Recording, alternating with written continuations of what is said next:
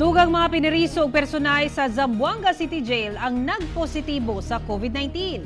Samtang gipahugtan ang pagbantay sa border sa Sarangani Province ug ang Cotabato City daw ghost town ni atong Domingo. Ani report ni Cyril Chavez.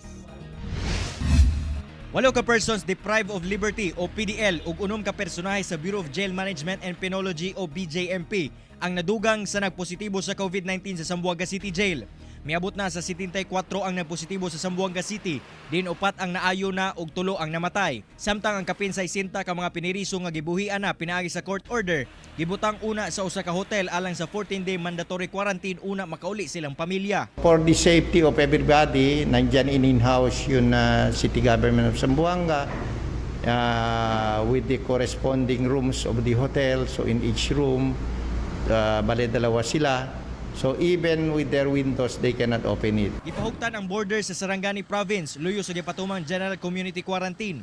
Sa ka-ekstrikto sa regulasyon, gawas sa mga private vehicles, bisan mga ambulansya, kinahanglan mo baba ang driver o ang mga kaubanan niini aron moagi sa sanitizing area dayon kuhaan pa og body temperature una makasulod. Samtang ang mga delivery truck nga mosulod sa probinsya kinahanglang magpakita ang driver og pahinante og medical certificate nga wala sila'y sakit.